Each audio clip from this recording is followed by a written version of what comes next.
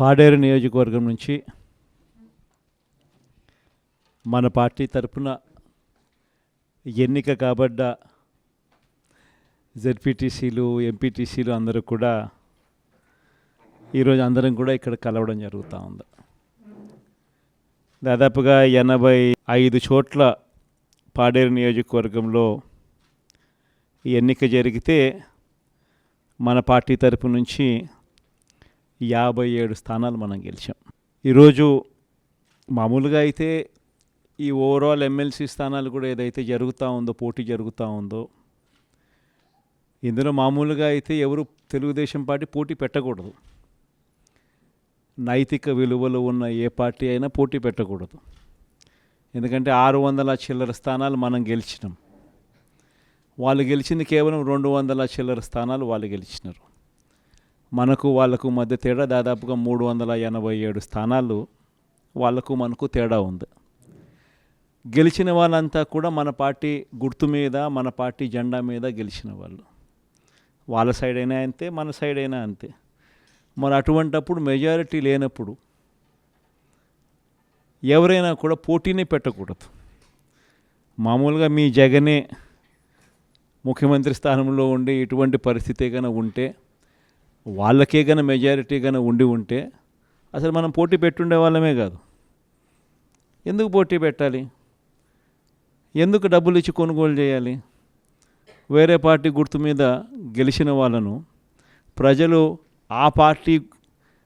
వాళ్ళకు ఓట్లు వేసింది ఆ పార్టీ గుర్తును చూసి, ఆ పార్టీ పేరు చెప్పి, ఆ పార్టీ గుర్తును చూసి, ఆ పార్టీ తరపున వెళ్ళి ఓట్లు అడిగిన తర్వాత, గెలిచిన తర్వాత అటువంటి వాళ్ళను మనం ముఖ్యమంత్రిగా ఉన్నాం కదా, పోలీసులు మన చేతుల్లో ఉన్నారు, అధికారులు మన చేతుల్లోనే ఉన్నారు, డబ్బులు మన దగ్గర దండిగా ఉన్నాయి కాబట్టి ఆ డబ్బులు మనం ఖర్చు చేసి మనం ఎటువంటి పరిస్థితుల్లో అధర్మంగా అయినా కూడా మనం గెలిచాలి కదా అని ఆలోచన చేసి, అదే కార్యక్రమం ముఖ్యమంత్రిగా ఉన్న వ్యక్తిగా మనం చేసి ఉంటే అది ధర్మమేనా?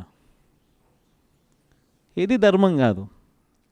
చంద్రబాబు నాయుడు నైజం మాత్రం చూపిస్తూనే ఉన్నాడు. ఈరోజుకి కూడా అధర్మంగా యుద్ధం చేసే కార్యక్రమం జరుగుతూనే ఉంది. అధర్మంగా యుద్ధం చేసే కార్యక్రమంలో భాగంగా మన పార్టీ తరపు నుంచి ఎవరైతే గెలిచినారో వాళ్ళందరికీ ఫోన్లు చేయడం, లేదా వాళ్ళ దగ్గరికి మనుషులను పంపించడం, నీకు 5 లక్షలు ఇస్తా, నీకు 10 లక్షలు ఇస్తా, వస్తావా అని పిలవడం, అడగడం. ఎంత మటుకు అంటే రాజకీయాలలో విలువలు అనేటివి పూర్తిగా అట్టడుగు స్థానంలోకి తీసుకొని పోయే కార్యక్రమం జరుగుతూ ఉంది. ఏ రోజైనా కూడా ఒక రాజకీయ నాయకుడు ఎదగాలంటే మాత్రం విలువలు, విశ్వసనీయతతో కూడిన రాజకీయాలు చేస్తేనే ఆ రాజకీయ నాయకుడు ఎదుగుతాడు.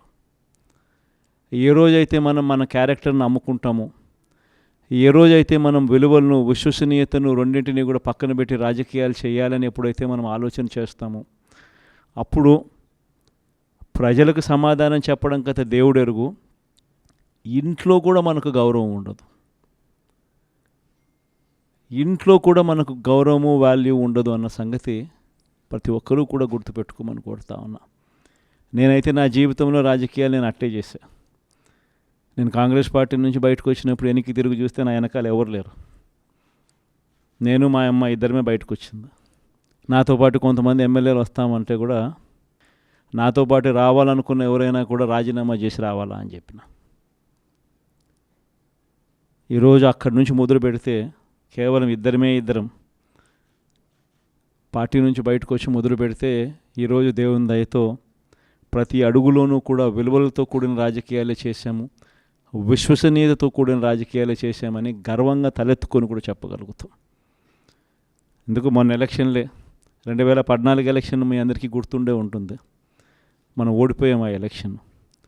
ఓడిపోయేటప్పుడు కూడా నా దగ్గరికి చాలామంది వచ్చినారు. మన వాళ్ళే నా దగ్గరికి కూడా వచ్చినారు. మన మంచి కోసమే చెప్పారు, నా మంచి కోసమే చెప్పారు. అన్న చంద్రబాబు నాయుడు ఇష్టం వచ్చినట్టు అబద్ధాలు ఆడుతూ ఉన్నాడు, రైతులకు రుణమాఫీ అంటూ ఉన్నాడు, మహిళలకు రుణమాఫీ అంటూ ఉన్నాడు, ఇంటింటికి ఉద్యోగం అంటున్నాడు, ఉద్యోగం ఇకపోతే 2000 అంటున్నాడు, ప్రతి ఒక్కరికి 3 సెంట్ల స్థలం అంటూ ఉన్నాడు. ఈయన చంద్రబాబు నాయుడు అంటా ఉన్నాడన్నా, మనం కూడా అనకపోతే ఎట్టా, మనం కూడా రైతులకు రుణమాఫీ చేయకపోతే చేస్తామని చెప్పకపోతే ఎట్టా, ఫస్ట్ చెప్పేసేయండి నా, మళ్ళీ సంగతి మళ్ళీ చూస్తాము అని నాతో కూడా చెప్పినారు. కానీ చెయ్యలేనిది, జరగనిది చెప్పడానికి మీ జగన్ ఇష్టపడలా. అబద్ధం చెప్పలా. అబద్ధం చెప్పనందుకు ఆ ఎన్నికల్లో మనం ఓడిపోయినాం. ఆ ఎన్నికల్లో మనం ఓడిపోయి ప్రతిపక్షంలో కూర్చున్నాం. దాని తర్వాత చంద్రబాబు నాయుడు పరిపాలన చేశాడు. అడ్డగోలుగా ఆయన చెప్పినవన్నీ అబద్ధాలు అని చెప్పి ప్రజలందరూ కూడా నమ్మేట్టుగా, ప్రజలందరికీ కనిపించేట్టుగా చంద్రబాబు నాయుడు అనే వ్యక్తి ప్రజలను మోసం చేశాడు అన్నది తెలిసేట్టుగా ఆ తర్వాత 2019 ఎన్నికలు వచ్చేసరికి ఏకంగా చంద్రబాబు నాయుడు అనే వ్యక్తికి డిపాజిట్లు కూడా దక్కని అందువనమైన పరిస్థితులకి పోయాడు. 2019లో మనం అధికారంలోకి వచ్చినాం. మన మేనిఫెస్టోలో చెప్పింది ఏది కూడా పలాని మాట చెప్పినామనంటే ఒక్క మాట కూడా తప్పకుండా మొట్టమొదటిసారిగా రాజకీయాలలో విలువలు అంటే ఏమిటి, విశ్వసనీయత అంటే ఏమిటి అనే పదానికి మనం అర్థం తీసుకొస్తూ అడుగులు వేశాం మొట్టమొదటిసారిగా. ఇంతకుముందంతా మేనిఫెస్టో అంటే చెత్తబుట్టలో వేసే డాక్యుమెంట్. మొట్టమొదటిసారిగా మేనిఫెస్టో అంటే చెత్తబుట్టలో వేసే డాక్యుమెంట్ కాదు. మేనిఫెస్టో అని అంటే ఒక బైబిలు, ఒక భగవద్గీత, ఒక ఖురాన్ అని చెప్పి మొట్టమొదటిగా నిర్వచనం మారుస్తూ చెప్పిన ప్రతి మాట కూడా నెరవేర్చాం. ఒక 10% జనాభాలు మాత్రం చంద్రబాబు నాయుడు మోసాన్ని నమ్మారు. చంద్రబాబు నాయుడు క్యాంపెయినింగ్ ఇంటింటికి పోయినప్పుడు వాళ్ళ ఎమ్మెల్యేలు చేసిన క్యాంపెయిన్ పిల్లలు కనపడితే నీకు 15,000, నీకు 15,000, నీకు 15,000, నీకు 15,000 సంతోషమా అని అడిగే క్యాంపెయిన్. వాళ్ళ అమ్మ కనపడితే నీకు 18,000 సంతోషమా అని అడిగే క్యాంపెయిన్. వాళ్ళ ఇంట్లో ఇంకొక ఆడవాళ్ళు కనపడితే నీకు మళ్ళీ 18,000 సంతోషమా అని అడిగే క్యాంపెయిన్. వాళ్ళ ఇంట్లో ముసలోళ్ళు ఎవరైనా బయటకు వస్తే నీకు నెలకు 4,000 పెన్షన్ సంతోషమా అని అడిగే క్యాంపెయిన్. ఈ క్యాంపెయిన్తో, ఈ మోసంతో, ఈ ఆశతో ఓ 10% జనాదులు మన దగ్గర నుంచి దూరం అయ్యారు.